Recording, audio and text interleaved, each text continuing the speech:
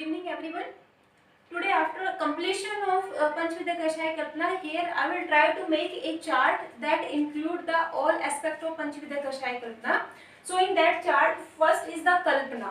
So in the Kalpana first is the Swarasa Kalpana, that is freshly extracted juice. So ratio, तो ratio means जो औषधि द्रव्य और जो जल का कितना रेशो हमें लेना चाहिए स्वरस कल्पना के निर्माण के लिए। तो इन दैट इफ अगर कोई द्रव्य अगर आपका आर्द्र अवस्था में है तो उसमें जल का प्रमाण लेने की या जल का अनुपात लेने की कोई आवश्यकता नहीं होती है। डायरेक्ट आपने औषधि द्रव्य को लेना है आर्द्र अवस्था में और उसको क्या है कूट पीस कर उसका स्वर से निकाल लेना है आपको। लेकिन अगर जो औषधि द्रव्य है अगर वो शुष्क अवस्था में है तो आप क्या करेंगे, तो शुष्क अवस्था में अगर है तो आपको रेशियो लेना 1:8 मीन्स जो आपका औषधि द्रव्य है वो 1 पार्ट और उस 1 पार्ट में आपको 8 पार्ट्स मीन्स 8 गुना उसका क्या है जल मिलाना है और जल मिलाकर उसको क्या करना है 1/4 आपको अप टू 1/4 उसको रिड्यूस कर लेना है। तो ये है आपका रेशियो। उसके बाद में है उपकल्पना। तो स्वरस की जो उपकल्पना है दैट इज तंडुलोदक। सो यहाँ तंडुलोदक के लिए एक एक्सेप्शन है वो मैं आपको अभी थोड़ी देर में बताऊंगी। नेक्स्ट है पर्याय। तो स्वरस कल्पना का पर्याय है रस और मात्रा है तो मात्रा में यहाँ पर 2 है दैट इज साग्नि और निराग्नि। तो साग्नि अगर आपने स्वरस निकालना है मीन्स अगर साग्नि है तो जैसे मैंने बताया था पुटेपाक विधि के द्वारा अगर निर्मित अगर स्वरस है या शुष्क द्रव्यों से अगर स्वरस निकाला गया है तो जो उसकी मात्रा है दैट इज 1 पलक। लेकिन अगर निराग्नि है मीन्स आपने डायरेक्ट आर्द्र द्रव्य को लिया है, आर्द्र और ताजा अवस्था में आपने औषधि द्रव्य को लेकर उससे जो स्वरस निकालना है दैट इज निराग्नि। उसकी जो मात्रा है दैट इज हाफ पलक। Okay, so next is the अनुपान है। तो अनुपान में यहाँ पर मैंने Na लिखा है मीन्स नॉट एप्लीकेबल। तो इसका मतलब क्या है कि जो आपका स्वरस है ये इटसेल्फ क्या है लिक्विड फॉर्म में है तो इसलिए इसको एज सच किसी अनुपान की जरूरत नहीं होती, बल्कि आप ये कह सकते हो कि जो स्वरस को क्या है इंडिपेंडेंटली औषधि के रूप में क्या है खाया जाता है, इसको पिया जाता है। ठीक है, और दूसरा ये है कि दूसरी औषधि द्रव्यों के लिए या दूसरी जो औषधि कल्पनाएं हैं जो आपके औषध की कल्पनाएं हैं उनके अनुपान के रूप में क्या है स्वरस का उपयोग किया जाता है। ठीक है, तो इसलिए यहाँ पर है अनुपान है नॉट एप्लीकेबल मैंने लिखा है। नेक्स्ट इज द प्रक्षेप द्रव्य मीन्स अगर स्वरस कल्पना में प्रक्षेप द्रव्य मिलाना हो तो जो मधु शर्करा गुड़ घृत तेल चूर्ण या लवण अगर ऐसा कोई भी प्रक्षेप द्रव्य आपको मिलाना हो तो आपको 1 कोल दैट इज 6 ग्राम की मात्रा में आपको मिलाना चाहिए। और नेक्स्ट है सैवीर्यतावधि। तो सैवीर्यतावधि मीन्स क्या है कि कोई भी आपकी जो औषध कल्पनाएं हैं जो आपने बनाई है वो कितनी देर तक वीर्यवान रहती है दैट इज सैवीर्यतावधि। और इन अदर वर्ड्स आप उसको कह सकते हैं जो उसका एक्सपायरी जो पीरियड होता है।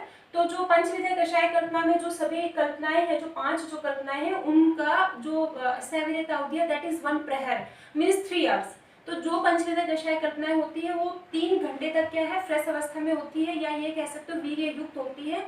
जैसे ही 3 घंटे के बाद में आप उसको उपयोग करते हो तो वो धीरे धीरे क्या है निर्वीर्य होनी शुरू हो जाती है, मतलब उतनी गुणकारी नहीं होती जितने वो स्टार्टिंग के 3 घंटे रहती है, इसका ये मतलब है। ठीक है, सो नेक्स्ट कल्पना इज द कल्क। सो कल्क इज द पेस्ट। तो यहाँ पर जो रेशियो है उसमें मैंने यहाँ पर इसको कट किया है। क्यों किया है, क्योंकि जो कल्क के लिए अगर आप कोई भी अगर आर्द्र या ताजा अवस्था में अगर द्रव्य ले रहे हो तो उसको डायरेक्ट आपको क्या है पीस लेना है, कूट लेना है और उसका क्या है आपको कल्क बना लेना है। लेकिन अगर आप द्रव्य अगर शुष्क अवस्था में ले रहे हो तो शुष्क अवस्था में क्या है उसको कूट कर उसमें थोड़ा थोड़ा क्या है जल आपको स्प्रिंग करना है, छिड़कना है ताकि उस जल के द्वारा उसको अच्छी प्रकार से पीस कर उसका क्या है कल्क बनाया जा सके। तो एज सच यहाँ पर कोई रेशियो मेंशन नहीं किया गया है कि हमें एग्जैक्टली कितना लेना है। ठीक है, तो ये है कि अगर शुष्क द्रव्य का अगर कल्क बना रहे तो उसमें थोड़े से ही क्या है आपको सिर्फ जल की आवश्यकता होती है, तो इसलिए यहाँ पर क्या है मैंने कट किया है। उसके बाद में है उपकल्पना। तो जो कल्क की जो उपकल्पना है वो है चूर्ण। तो आप उपकल्पना भी कह सकते हो उसको उपकल्प भी कह सकते हो, दोनों एक ही बात है। तो चूर्ण है इसका। और नेक्स्ट है पर्याय। तो आपका जो कल्क है कल्क के जो पर्याय है दैट इज प्रक्षेप और आवाप, ये क्या है कल्क के पर्याय है। नेक्स्ट इज द मात्रा। सो मात्रा इज 1 कर्ष। नेक्स्ट इज द अनुपान है। तो यहाँ पर अनुपान मैंने लिखा है जल। तो as per the depend on the आप कैसा कल्क दे रहे हो उसके अकॉर्डिंग आप जो उष्ण जल लेना आपको शीत जल लेना आप ले सकते हो। नेक्स्ट इज द प्रक्षेप द्रव्य। तो अगर आप कल्क में कोई मधु घृत या तेल अगर मिला रहे हो तो आपको द्विगुण मात्रा में मिलाना चाहिए, मीन्स जितने आपकी कल्क की मात्रा है उससे द्विगुण आपको मात्रा में क्या है मिलाना है ये द्रव्य। और अगर आप शर्करा और गुड़ अगर मिलाना चाह रहे हो तो समान अवस्था में, मीन्स जितना कल्क है उसकी क्या है इक्वल क्वांटिटी में आपको मिलाना चाहिए। और अगर आप कोई द्रव पदार्थ मिला रहे हो तो आपको चतुर्गुण अवस्था में या चतुर्गुण मान में क्या है आपको मिलाना चाहिए, 4 गुना आपको क्या है मिलाना चाहिए। सो वंस अगेन सेवरेट is the same. So third is the क्वाथ, दैट इज डिकॉक्शन, और आप हिंदी में उसको क्या है काढ़ा भी जो कहते हैं।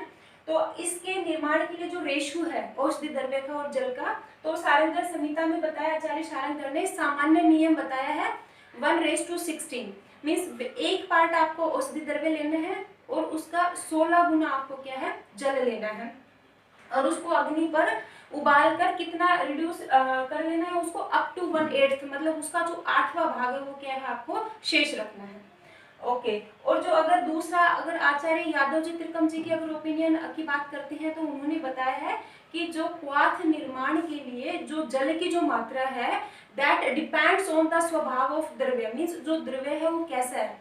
अगर वो मृदु है द्रव्य तो क्या है 1:4, मतलब जितनी अवस्थित द्रव्य है उसका 4 गुना आपको जल लेना है।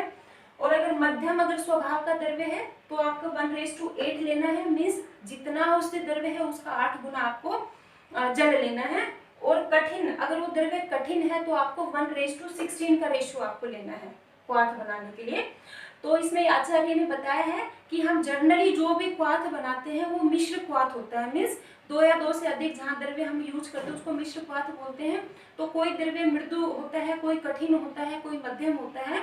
तो इसलिए यहाँ पर ये है कि जो मध्यम मार्ग जो आपका 1:8 है, तो मिश्र हम कोई भी क्वाथ बनाते हो तो इसमें कई प्रकार के द्रव्य होने के कारण हम एक जर्नल जो बीच का रास्ता हम निकाल लेते हैं, दैट इज 1:8, ठीक है। तो हम जनरली 1:8 का रेशियो लेकर और उसको रिड्यूस्ड अप टू 1/4, मीन्स उसका चतुर्थांश हम क्या है अग्नि पर उबाल कर शेष रख लेते हैं। सो नेक्स्ट है उपकल्पना, मीन्स क्वाथ की उपकल्पना है। तो क्वाथ की उपकल्पना 6 है।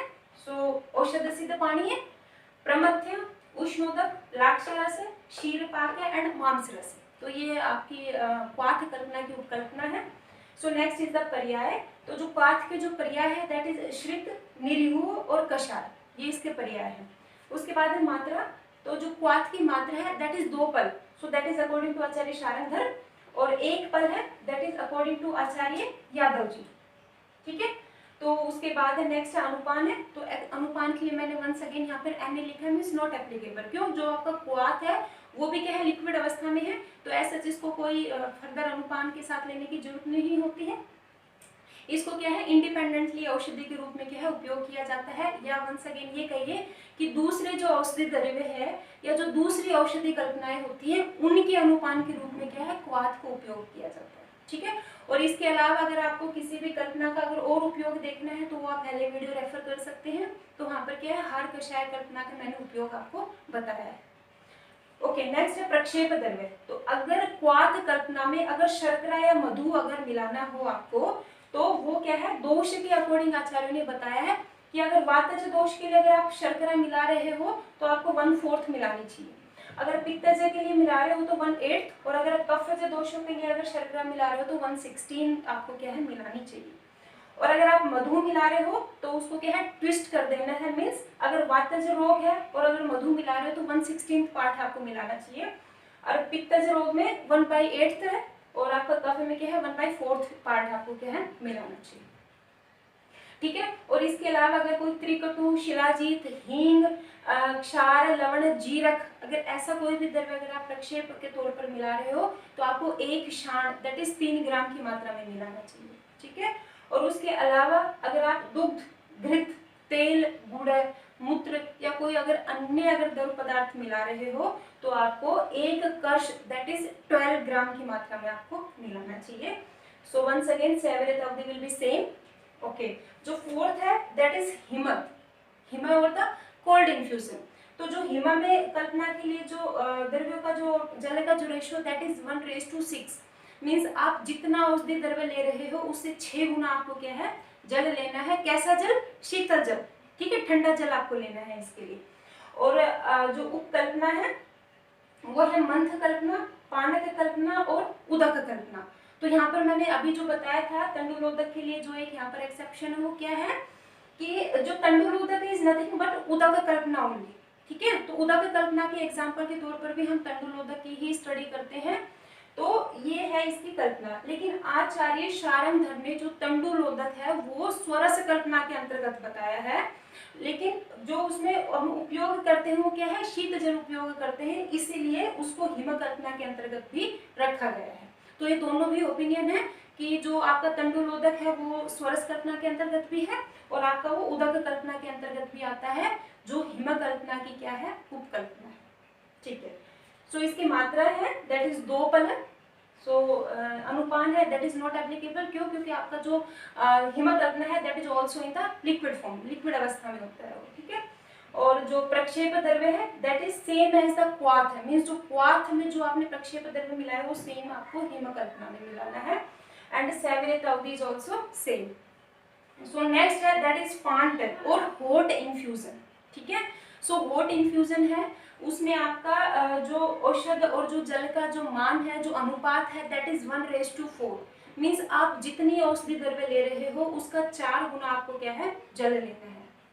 नेक्स्ट है उपकल्पना। तो फांट की उपकल्पना के रूप में किसी कल्पना का वर्णन नहीं किया गया है। उसके बाद में है मात्रा। सो जो मात्रा है वो इसकी भी मात्रा 2 पलक है। ठीक है।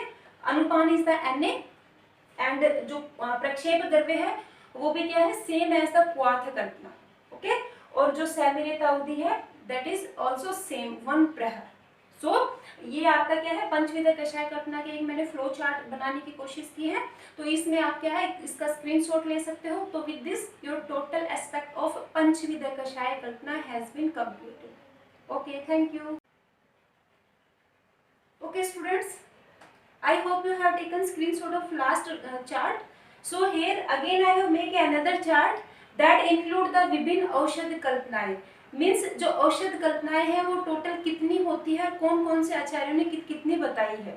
So in that I have tried to compare here total 6 acharyas opinion I have tried to mention here. In that first is the आचार्य चरक। सो आचार्य चरक ने पंचविधा कषाय कल्पना का कंसेप्ट बताया है। उन पंचविधा में कौन कौन सी है, स्वरस, कल्क, क्वाथ, हिम एंड फांट। सो नेक्स्ट है आचार्य सुश्रुत। जो आचार्य सुश्रुत ने है वो षड्विध कषाय कल्पना का कंसेप्ट बताया है। तो इसमें स्वरस, कल्क, क्वाथ, हिम एंड फांट ये 5 तो सेम ही है, लेकिन उन्होंने क्या है जो 6th है दैट इज क्षीर पाक, उन्होंने क्या है अलग से ऐड करके षड्विध कषाय कल्पना का कंसेप्ट बताया। जो 3rd है दैट इज आचार्य वाग्भट। तो आचार्य वाग्भट ने अगेन पंचविध कषाय कल्पना का ही कंसेप्ट बताया है, मीन्स उन्होंने आचार्य चरक को ही क्या है फॉलो किया है, स्वरस, कल्क, क्वाथ, हिम एंड फांट। So next is the Acharya Sharangdhar. So Acharya Sharangdhar ने भी वंस अगेन क्या है पंचविध कषाय कल्पना का ही कंसेप्ट बताया है, दैट इंक्लूड स्वरस, कल्क, क्वाथ, him and phanta, means same as Acharya Charaka and Acharya Vagbhata. Next है आचार्य रावण। तो आचार्य रावण ने भी पंचविध कषाय कल्पना का ही कंसेप्ट बताया है, लेकिन ये जो पंचविध कषाय कल्पना है थोड़ी अलग है। तो इसमें उन्होंने इंक्लूड किया है कल्क, चूर्ण, रस, तेल एंड अर्क। सो अर्क इज द फर्मेंटेड, जो नॉट फर्मेंटेड, आपकी जो डिस्टिल्ड जो प्रिपरेशंस होती है उन्होंने क्या है वो उसको मिलाकर टोटल 5 प्रकार की क्या है पंचविध कषाय कल्पनाएं बताई हैं। और जो नेक्स्ट है और जो लास्ट है दैट इज आचार्य कश्यप। सो आचार्य कश्यप ने टोटल 7 मीन्स सप्तविध कषाय कल्पना का क्या है कंसेप्ट बताया है। तो सप्तविध कौन कौन सी है, in that first is the चूर्ण, सेकंड इज द शीत, थर्ड इज द स्वरस, फोर्थ इज द अभिशव मीन्स संधान कल्पना, एंड फिफ्थ इज द फांट, सिक्स्थ इज द कल्क एंड सेवंथ इज द क्वाथ। ठीक है। तो इस चार्ट में ये है कि कौन से आचार्य ने कितनी आपकी औषध कल्पनाएं बताई है। तो इन सभी के अंदर जो आचार्य चरक ने जो पंचविध कषाय कल्पना का जो कंसेप्ट बताया है, या जो आचार्य चरक के द्वारा जो पंचविध कषाय कल्पनाएं बताई गई है, ये ही क्या है प्राथमिक कल्पनाएं हैं। इन्हीं को ही क्या है आधारभूत कल्पनाएं या इन्हीं को ही क्या है मौलिक कल्पनाएं कहा गया है, क्योंकि बाकी सभी कल्पनाओं का इन्हीं कल्पनाओं के अंदर क्या है अंतर्भाव हो जाता है, समावेश हो जाता है। So you can take the screenshot of this chart also. So with this, thank you, because your all concept of the पंचविध कषाय कल्पना और अलग अलग कितनी कल्पनाएं कौन कौन से आचार्यों ने बताई है that has been completed. Okay, thank you.